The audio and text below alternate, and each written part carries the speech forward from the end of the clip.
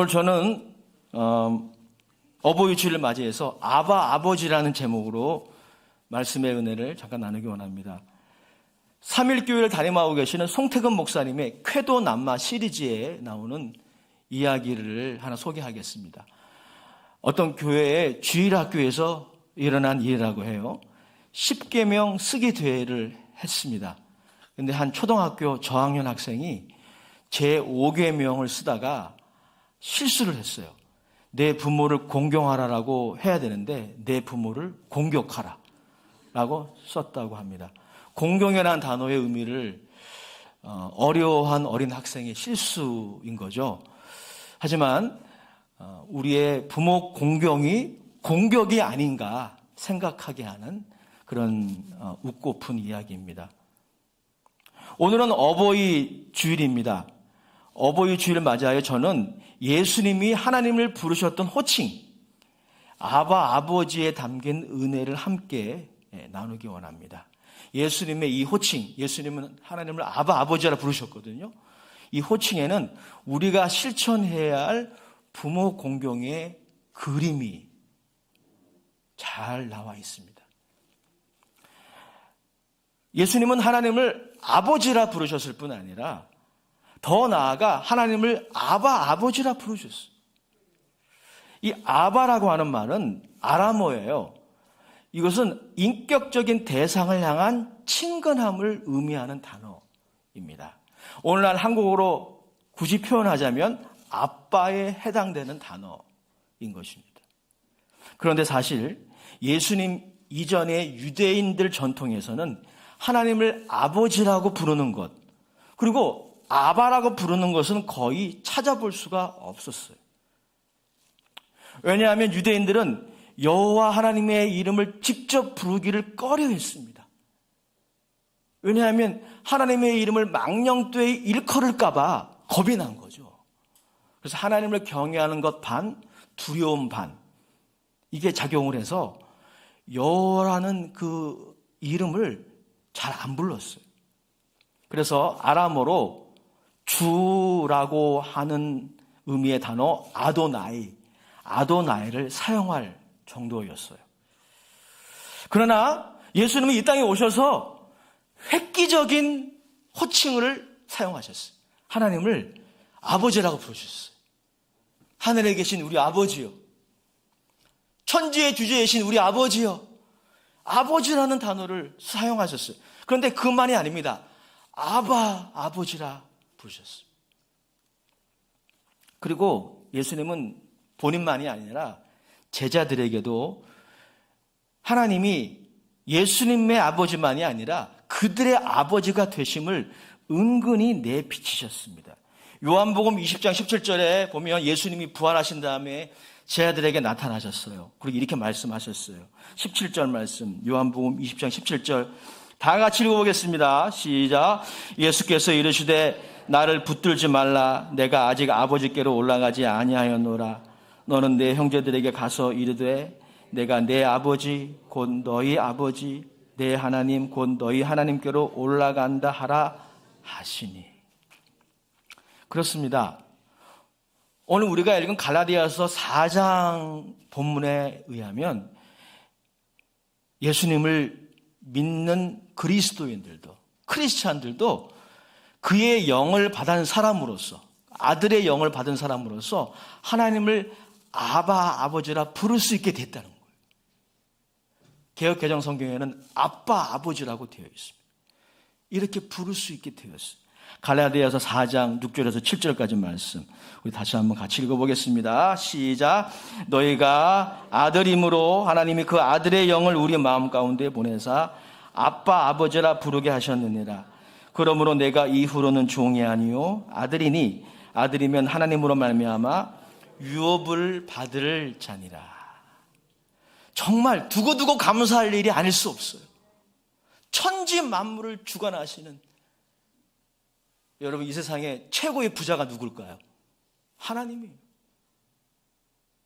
부자 얘기하지만 이 하나님을 믿는다면 말이죠, 최고의 부자는 하나님이에요. 근데 그 하나님을 아빠 아버지라 부를 수 있게 됐다는 것, 두고두고 감사할 일이 아닙니까? 이것은 적어도 두 가지 의미를 내포하고 있는 거예요. 먼저는 모든 신자는, 즉 그리스도인들은 하나님과의 특별한 관계, 즉 가족 관계로 진입하게 되었다는 것을 의미합니다. 하나님의 가족이 된 거예요. 또한 두 번째 의미는 뭐냐면요, 우리가 하나님의 상속자가 되었다는 거예요. 정말 어마어마한 축복입니다. 다시 한번 말씀드리지만은 두고두고 감사할 축복이에요. 여러분들이 인생을 살다 보면 결핍과 빈곤, 기타 등등 때문에 힘들어할 때가 있을 거예요. 하지만 기억하세요. 그러한 고난의 상황이 이 정체성을 바꾸지 못합니다. 여러분들이 예수 그리스도를 구주로 영접하셨다면 여러분들은 하나님의 상속자예요. 그런데 오늘 본문에 따르면 이 두 가지 다 우리의 자격과 됨됨이, 우리가 성취한 어떤 도덕, 윤리, 이것 때문에 된 게 아니라는 거예요. 하나님의 은혜로 되었다는 것입니다. 4절 5절 말씀 같이 읽어보겠습니다. 갈라디아서 4장 4절 5절 시작. 때가 참에 하나님이 그 아들을 보내사 여자에게서 나게 하시고 율법 아래에 나게 하신 것은 율법 아래에 있는 자들을 속량하시고 우리로 아들의 명분을 얻게 하려 하심이니라. 아멘. 하나님의 독생자, 하나님의 참 아들이 십자가에서 죽으셨어요. 우리를 위해 생명을 주셨습니다. 그 십자가의 죽음이 이 신분을 우리에게 주신 거예요. 그분이 성취하신 것입니다. 그런데 그리스도인들이 하나님을 아바라 부른다는 것에 마지막 한 가지 의미를 놓치면 안 됩니다. 오늘 이 시간 그 마지막 한 가지 의미를 좀 더 나누기 원합니다. 그것을 예수님이 보여주셨는데요. 그것은 뭐냐면 아버지에 대한, 하나님 아버지에 대한 신뢰와 순종을 의미해요. 이 아바라고 하는 단어의 세 번째 의미가 바로 이것입니다.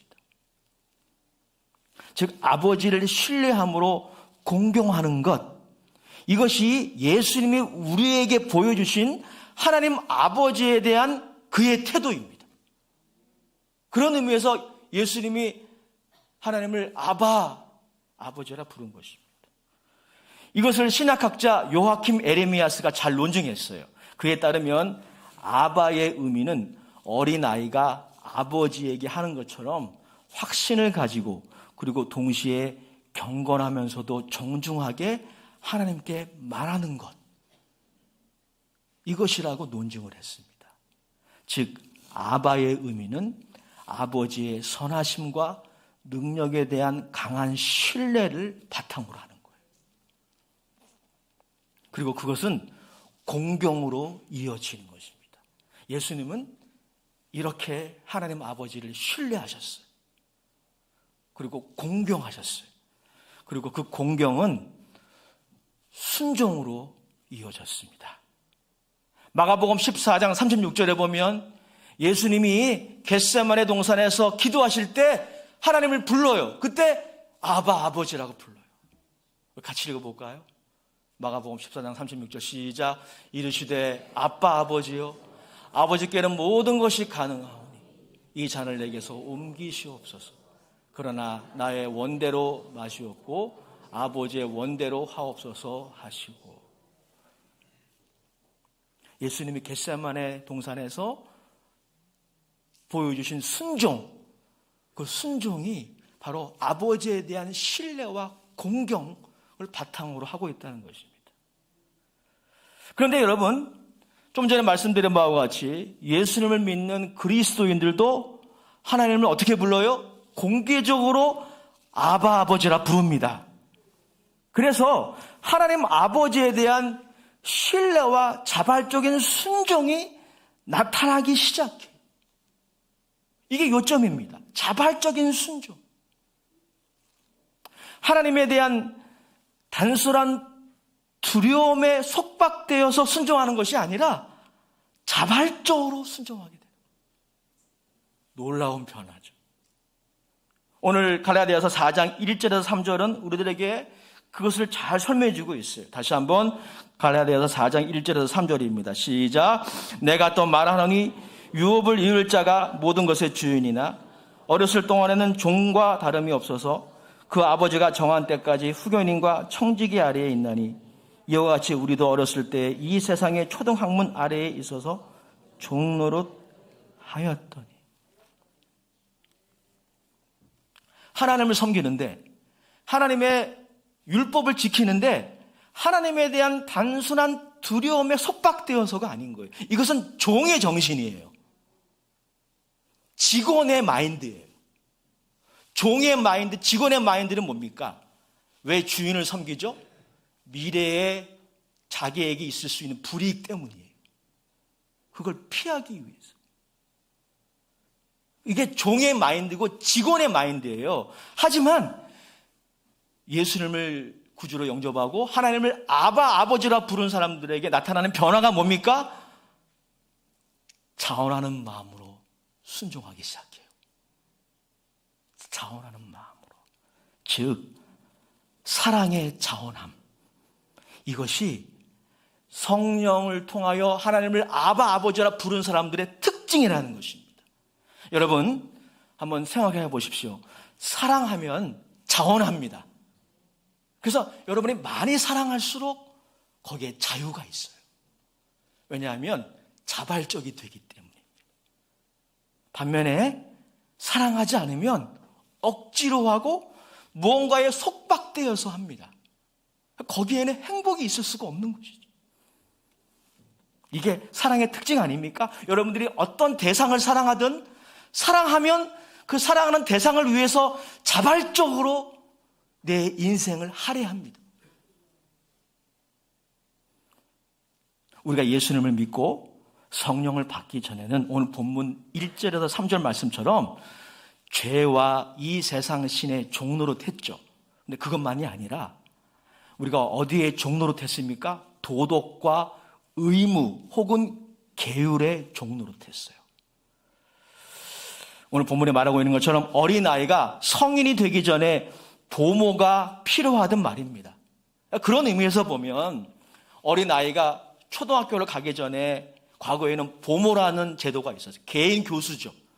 아이를 돌봐주면서 기초적인 지식을 가르쳐주는 사람입니다. 이런 보모가 어린아이에겐 필요한 것이죠. 그래서 도덕과 의무라는 것도 꽤 유용합니다. 하기 싫지만 도덕 때문에 의무감 때문에 하는 것도 굳이 나쁘다고 볼 수는 없어요. 그래서 독일의 유명한 철학자 임마누엘 칸트는 인간의 마음에 있는 도덕률에 따른 정언 명령, 가령 예를 들어서 무엇을 하라, 무엇을 하지 말라고 하는 이 의무에 따라 하는 행동이 선한 행동이라고 정의했어요. 즉 칸트에 따르면 내가 어떤 선한 행동을 했을 때 그 결과가 나에게 이득을 가져오기 때문에 하는 것은 선한 행동이 아니라는 거예요. 그럼 무엇이 선한 행동입니까? 해야 되기 때문에. 해야 되기 때문에. 내 마음에 있는 도덕률이 하라고 하기 때문에, 하지 말라고 하기 때문에 하고 안 하고를 할 때 그것이 선이라고 칸트는 정의했어요. 일리가 있습니다. 그러나 여러분, 그 차원에는 없는 것이 한 가지가 있어요. 자원함입니다. 자원함이 없어요. 그 차원에서는 하나님의 계명을 지키되 자원함이 없습니다. 당연과 의무만이 있을 뿐이에요. 반면에 여러분, 다시 말씀드립니다. 사랑은 반드시 자원함을 동반합니다. 그래서 아들의 영 성령님이 하시는 일이 있어요. 아들의 영 성령님은 우리의 내면에 역사하셔서 하나님을 사랑함으로 신뢰함으로 공경하게 하십니다. 이것이 성령님이 하시는 일이에요. 로마서 5장 5절이 그 대표적인 구절이에요. 우리 같이 한번 읽어보겠습니다. 로마서 5장 5절 시작. 소망이 우리를 부끄럽게 하지 아니함은 우리에게 주신 성령으로 말미암아 하나님의 사랑이 우리 마음에 부은 바 되미니. 성령님은 하나님의 사랑을 우리 마음에 계속 부어주셔요. 깨닫게 하셔. 그 사랑의 크기와 넓이와 길이와 높이를 우리의 좁은 이성이 이해할 수 있도록 깨닫게 하시고 느끼게 하셔. 그 결과는 무엇입니까? 자발적인 순종이에요. 자발적인 순종. 여러분, 이것이 기독교 신앙과 종교가 다른 것입니다. 여러분, 기독교 신앙과 종교를 예리하게 구분할 수 있어요. 또 기독교 신앙과 도덕이 다른 이유가 바로 여기 있어. 기독교 신앙에 중요한 차원이 있습니다. 사랑이에요. 자발적인 순종이에요.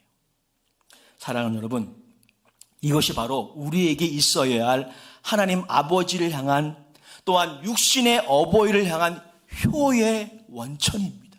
여러분, 세상에서도 효를 중요시합니다. 효의 가치를 높이 평가합니다. 그런데 여러분, 기독교에만 있는 효의 원천이 있습니다. 그것이 무엇입니까? 바로 하나님의 사랑입니다. 하나님의 사랑. 예수님이 이 효의 표본이시며 이 효의 원천이세요. 그래서 사도 바울은 에베소서에서 우리들에게 다음과 같이 권면을 합니다. 에베소서 6장 1절에서 3절, 우리 같이 읽어볼까요? 에베소서 6장 1절에서 3절 시작. 자녀들아, 주 안에서 너희 부모에게 순종하라. 이것이 옳으니라. 네 아버지와 어머니를 공경하라. 이것은 약속이 있는 첫 계명이니 이로써 내가 잘되고 땅에서 장수하리라. 사도 바울이 주 안에서란 말을 단서로 붙였어. 이 말이 무슨 말일까요? 이 말은 예수 그리스도를 통하여 하나님을 아버지라 공경한다면 부모를 공경함이 마땅하다는 거예요. 즉 그리스도인들은 부모 공경의 계명을 의무나 도덕의 차원에서가 아니라, 종교를 지키는 차원에서가 아니라 사랑의 계명으로 지키는 자예요. 이것이 다른 겁니다. 이것이 다른 종교와 도덕 윤리와 다른 것입니다. 부모 공경의 계명은 사랑의 계명입니다. 사랑으로 지킬 수 있는 거예요. 사랑으로 지킬 수 있는 것입니다. 그래서 여러분, 에베소서 5장 2절에 보면 사도 바울이 이 부모 공경의 계명을 에베소 교회에게 제시하기 전에 이렇게 우리들에게 권면하고 있어요. 에베소서 5장 2절 말씀 같이 읽어보겠습니다. 시작. 그리스도께서 너희를 사랑하신 것 같이 너희도 사랑 가운데서 행하라. 그는 우리를 위하여 자신을 버리사 향기로운 제물과 희생 제물로 하나님께 드리셨느니라. 사랑 가운데서 행하라. 이게 그리스도인들의 계명 실천의 핵심이에요. 효신학대학원이라는 곳이 있어요. 잘 들어보지 못했겠지만 이런 신학대학원이 있습니다. 효신학대학원의 김창선 교수에 따르면 예수님은 유대인들이 소중히 여겼던, 그러나 핵심을 간과했던 것을 강조했어요. 여러분, 당시 예수님이 공생의 사역을 하실 때 예수님 주변에 많은 유대인들이 있었습니다. 유대인들은 그래도 율법을 철저히 지킨다라고 스스로 자평했던 사람이에요. 예수님은 그들의 율법을 지키고자 하는 열심 자체를 비난하진 않으셨어요. 무엇을 비난하셨습니까? 핵심을 놓쳤어요. 핵심을 그들이 간과한 것입니다. 그것은 바로 무엇입니까? 사랑이에요. 사랑. 사랑하는 여러분, 오늘날 이 시대의 노인 문제, 그리고 가정 문제의 원인은 무엇입니까? 요즘 제가 섹스피어의 4대 비극을 다시 읽고 있거든요. 근데 그 4대 비극이 다 어디서 시작되는 줄 아세요? 가정에서 시작돼요. 가정에서. 그 원인이 뭘까요? 사랑의 결핍입니다. 사랑의 결핍. 얼마나 많은 사랑에 대한 가요와 영화, 드라마가 있습니까? 그러나 사랑에 대한 목마름은 여전히 해결되지 못하고 있는 것 같아요. 특별히 기억하십시오. 우리의 어버이들께서는 사랑에 목마릅니다. 표현을 안 해서 그렇지. 사랑에 목마른 존재예요. 객관적으로 보면 이런 통계가 있어요. 통계에 따르면 대한민국의 65세 이상 노인의 80%가 경제적인 빈곤을 호소하고 있고 고독감과 노인성 우울증으로 고통을 호소하는 경우도 점점 늘어나고 있다고 합니다. 그래서 미국의 한 노인은 이런 광고를 내걸었어요. 자신과 대화를 하면 1불씩 주겠다고 광고를 하기까지 했다고 합니다. 이것이 여러분 바로 우리의 현실이 어버이 공경의 문제뿐이겠습니까? 우리의 가정의 모든 고통, 비극의 핵심은 원인은 사랑 결핍이에요. 사랑 없음입니다. 그런데 여러분, 이 문제를 해결할 수 있는 길이 있습니다. 오늘 그 길을 여러분들에게 새삼 제시하기 원합니다. 예수 그리스도가 그 답입니다. 예수님이 이 사랑의 원천이십니다. 그러므로 여러분, 우리 그리스도인들은 이 사랑의 원천을 소유하고 있는 셈이에요. 하나님을 아버지라고 부른다라고 하는 것은 세상 사람들이 갖고 있지 않은 이 사랑의 원천을 소유하고 있는 사람입니다. 예수 그리스도가 이 사랑의 원천이십니다. 성령님은 이 사랑을 여러분 한 사람 한 사람의 심령에 계속 부어주십니다. 그리고 하나님은 우리의 아버지가 되십니다. 그러므로 예수 그리스도를 경외함으로 부모를 공경하는 여러분 모두가 될 수 있기를 주의 이름으로 축복합니다. 효의 실천은, 사랑의 실천은 대단한 것, 특별한 것에 있지 않습니다. 그래서 제가 마지막 설교를 마치면서 여러분들이 할 수 있는 사랑의 실천 3가지를 제시하고 오늘 저희 설교를 마치려고 합니다. 첫 번째, 여러분 어버이 공경 어떻게 할 것인가? 인사를 잘합시다.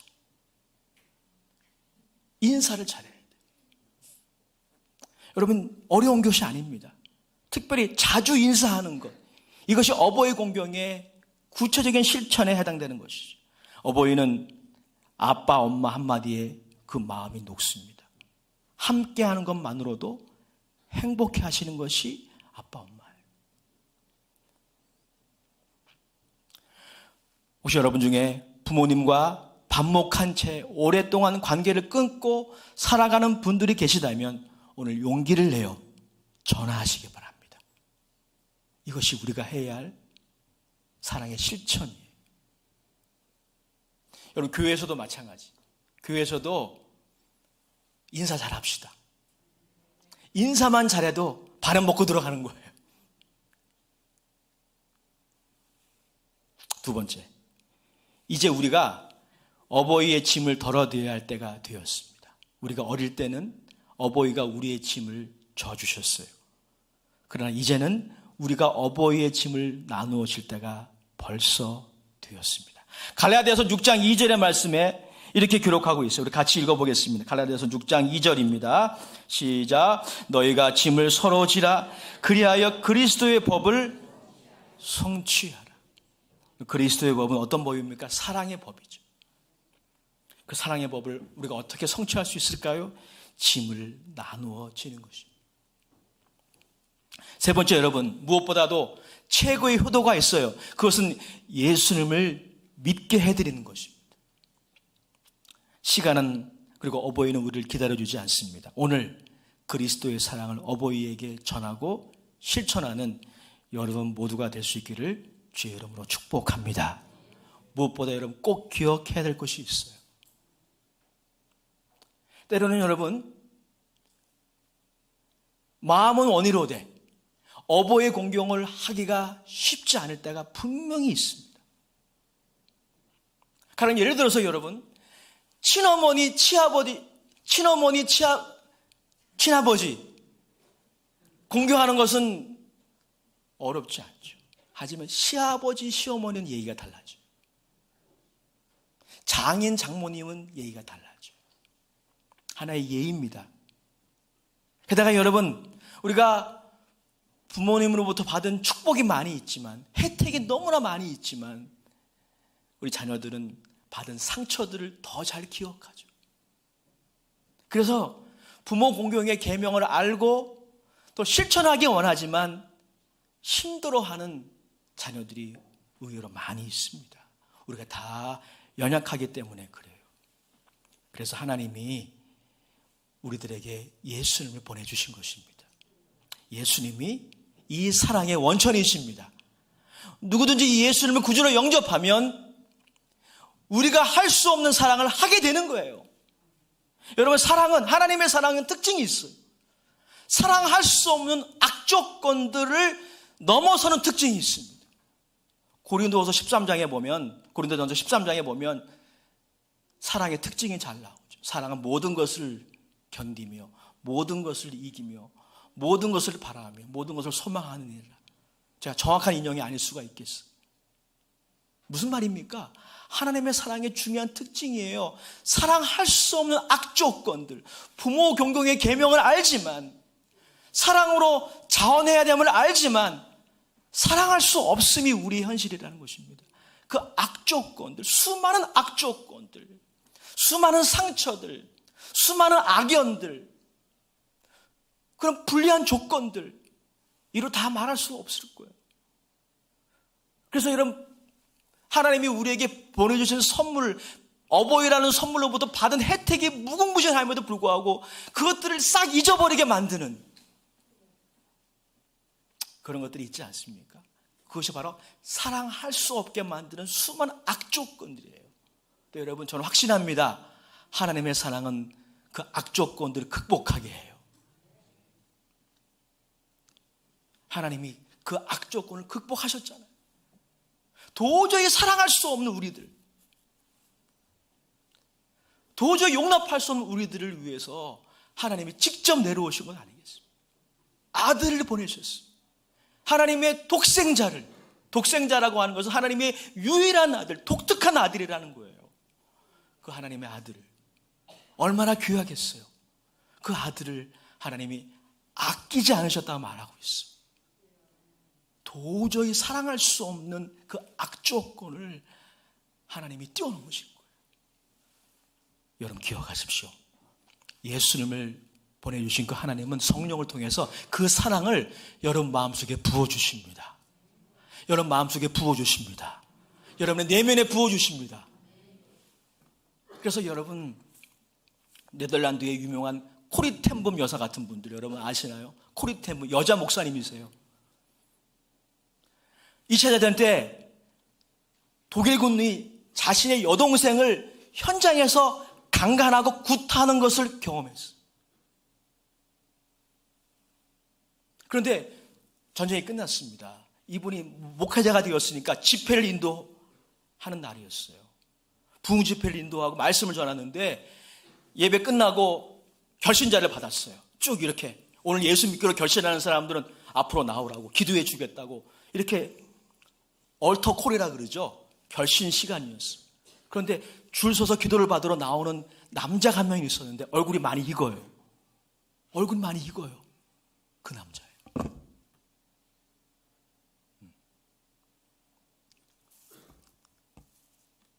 그때 코리대품 여사가 자신의 그 자서전에 자세한 내용들을 기록을 했어요.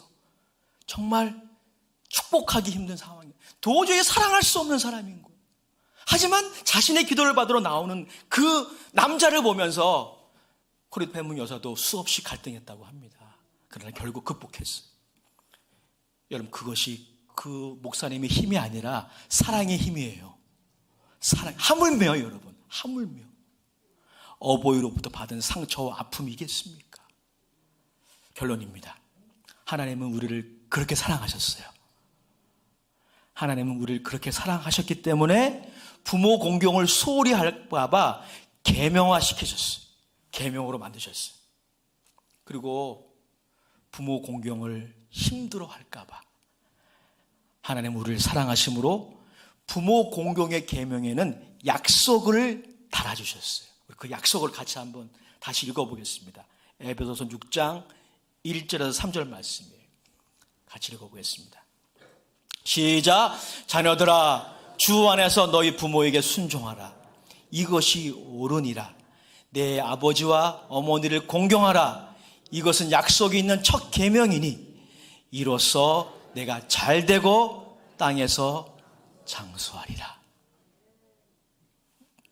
유일하게 10계명 중에서 부모 공경의 계명에 하나님이 약속을 전제로 하셨어요. 내가 땅에서 잘되고 장수하리라. 왜 이 전제를 다셨을까요? 우리가 힘들어하니까요. 우리가 힘들어할까 봐. 그래서 부모 공경의 계명을 내팽겨칠까 봐 하나님이 우리를 사랑하셔서 이 약속을 덧붙여 주셨습니다.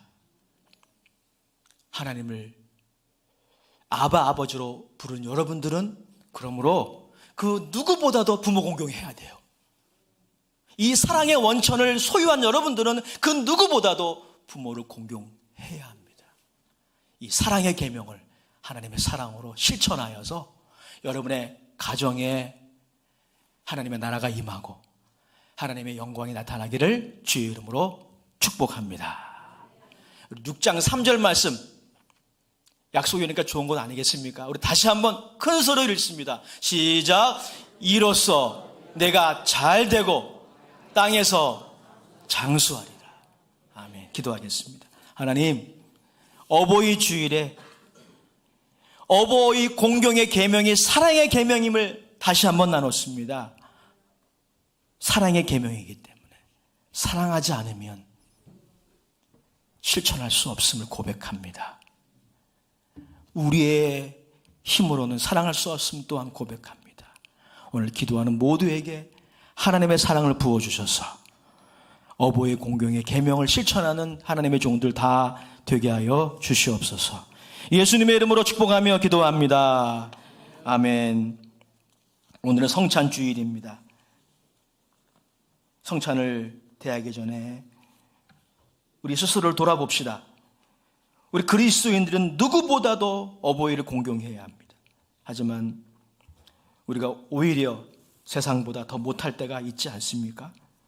이 하나님의 사랑의 원천을 우리가 알고 있지만, 소유하고 있지만 우리의 마음이 너무나 메말라져 있습니다. 오늘 성찬을 통하여 성령께서 우리 안에 하나님의 사랑을 부어주시고 이 하나님의 사랑으로 모든 사랑의 악조건들을 뛰어넘는 하나님의 종들 다 되기 원합니다.